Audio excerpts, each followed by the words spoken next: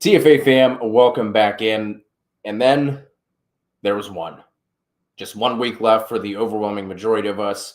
Congrats to all of you who made it through. Hopefully, you're just watching this for fun and you don't need any of the people we're going to talk about. But if you do, we're here to help. So, Cav, let's start it off. Let's start with the quarterback streaming options for the fantasy championship. Yeah, I mean, I think the one of the most obvious plays is probably going to be Bryce Young. I mean, if you're having to stream quarterback, especially, I guess the Jalen Hurts injury, the concussion, we'll have to see. A lot of times these guys tend to miss multiple weeks. We'll see on him. And now that they really don't have a shot for the most part for the number one seed, it's possible that Jalen Hurts does not play. So you might be somebody that's scrambling for a quarterback if you're able to make it through because he only scored 4 fantasy points. But Bryce Young, I think, is probably the best option. He's coming off his best day. He completed 17 to 26 for 158 yards and 2 scores, but he did also rush 5 times for 68 yards and another touchdown for 27 fantasy points. It's been awesome to see Bryce Young really turn things around after being benched earlier in the season. The rushing is an added bonus, and he has now rushed for a touchdown in 3 of his last 4 games. Next up is a matchup against the Bucs, where he threw for 298 yards and a touchdown, and also rushed 3 times for 17 yards and another touchdown for 24 fantasy points earlier in the year. So overall, the Bucs have allowed the second most fantasy points to quarterbacks this season. So I think if I was desperate and absolutely needed to stream a quarterback, I think it's going to be Bryce Young. I think he sets up really well. He's been playing really well. Offense has been playing well. So I think Bryce Young is probably the more logical of the two. Or of the 3 that we have here that I really want to hit on. Geno Smith is next up at 45%. After an ugly week 15 against the Packers that caused him to leave the game early, Geno bounced back with a strong game against the Vikings despite ending in a loss. He completed 31 of 43 for 314 yards and 3 scores. He did also have 2 INTs, but he finished with 23 fantasy points. Next up is a great matchup against the Bears, whose pass defense has fallen off a cliff.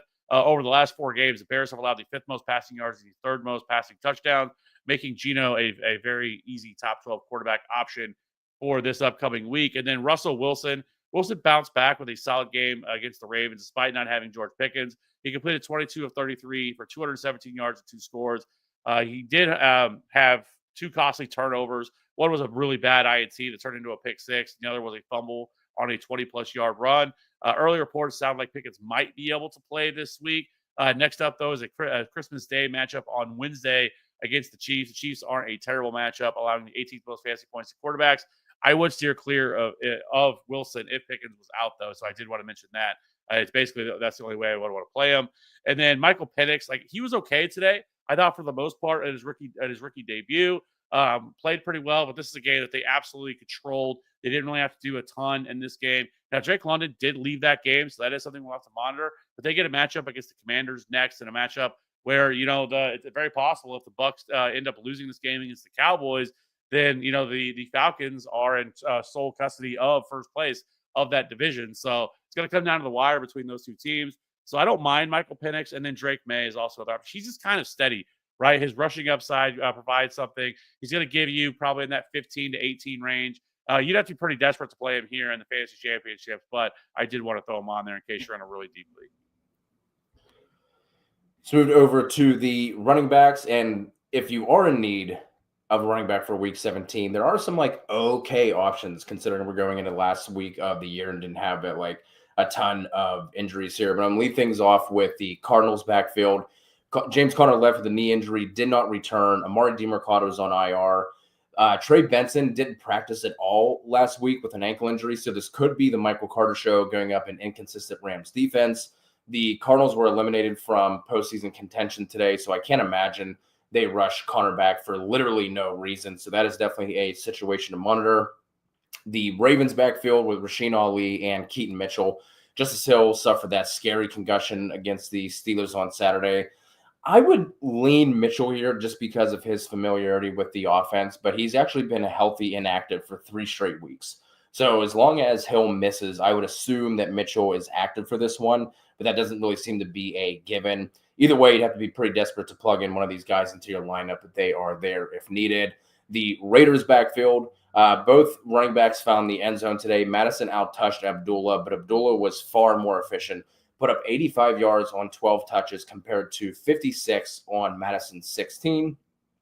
Audric Estime is potentially interesting, but it's so hard to trust anyone or anything from this backfield, especially after Estime got the kiss of death from Sean Payton, which with Payton coming out and saying that they need to get Estime more touches. And it feels like anytime Payton has come out and said that, it ends up being the complete opposite. We also have Blake Watson get 5 touches on Thursday, so who the hell knows? But the matchup isn't bad whatsoever against the Bengals. Then I did want to throw out Antonio Gibson. He actually outsnapped Ramondre Stevenson today. He is averaging 9 opportunities over his last 4, but he had 12 today, but only put up 36 yards. So again, you'd have to be pretty desperate to be looking at any of these guys. But like I said, if you're in a pinch, there are some decent waiver ads here to be had. Yeah, and I will say, at least for the Alexander Madison side, they do play the Saints next up, so that is a spot. And then, if for whatever reason, I don't know why, but if Kendre Miller wasn't added, because he is only rostered in 46% of Yahoo leagues, he's also. I would expect that, because they said that Alvin Kamara, the injury was more significant than they expected. I have no idea why they would rush him out there if he's not 100%. And so I do think Kendre Miller is probably going to get another opportunity next week. Obviously, they haven't played yet. They play tomorrow night on Monday Night Football, but they do get a great matchup against the Raiders upcoming. So if for whatever reason he would be sitting out there, Kendre Miller should also be someone you look at. Next up is going to be wide receiver. Now, I don't have a lot to talk to you about here. It's a fantasy championship week. For the most part, you're probably not really really wanting to play most of these guys. But that being said, Hollywood Brown is still only rostered in less than 30% of leagues. So in the first game back, Hollywood Brown was targeted 8 times. He turned that into 5 catches, 45 yards. And they also barely missed him on what really could have been a walk-in touchdown. But I was more surprised with the 8 targets that he saw. It looked like it was a concerted effort to get the ball in his hands. He looked really good. He was running really good routes. He was getting consistent separation. So, I mean, obviously, this wasn't like a leg or a knee injury or anything like that. This was a shoulder injury. So, he looked really good in that department. Now, he did only run 35% of the routes. But like I said, he was targeted on 55% target per route run rate. So that's not sustainable. That's not going to happen. But I do think he continues to get more work within this offense. But obviously, I think that he would be a good play, especially because I think that this is something that they talked a lot about this in the offseason, that him and Mahomes really worked this offseason, building their chemistry up all year. And this felt like a game where that's what they were trying to do, is get that back for the playoff run. And so I do think Hollywood Brown would be a decent flex option this week, as in this matchup against the Steelers. And then past that, you have guys like Jalen McMillan to score another touchdown again tonight. He continues to be, kind of the wide receiver 2 now, next to Mike Evans. They get a matchup against the Panthers upcoming. So Jalen McMillan is a consideration as a flex option. Romeo Doubs, I don't think he does a whole lot, on Monday Night Football to speak of, just because it's playing the Saints. Saints aren't really doing a whole lot. But I do think their upcoming matchup, he's definitely in play, because they play the Vikings. It's going to be a pretty big matchup there for the division, or not for the division, interdivision matchup against the Vikings. So I do think Romeo Doubs is definitely somebody we should be looking to add. Rostered less than 50% of leagues. Malik Washington would only be if something were to happen, or if Jalen Waddle did not return this upcoming week. Now, the Dolphins are still in playoff contention, so they have something to play for there. And so, Malik Washington, again, you'd probably have to be a deeper format. Rashad Bateman's kind of the same way. I think he's very hit or miss. Really depends on the matchup. And then Jalen Coker, if Xavier Legette wasn't able to return, they didn't have to throw the ball a ton today, because they kind of controlled that game against the Cardinals. Cardinals kind of came back at the very end, but they didn't have to throw the ball as much as they're probably going to have to against the Bucs. So Jalen Coker would make sense there. And then Brandon Cooks is a dart throw. Now, Olamide Zaccheaus, he had one of the best days. He's going to be finished as probably a top 8 wide receiver this week, because he exploded against the Commanders in a big comeback win against the Eagles. He hauled in 5 of 8 targets for 70 yards and 2 touchdowns for 24 PPR points. But honestly, you'd probably have to be pretty damn desperate if you're playing, Olamide Zaccheaus in the fantasy championship.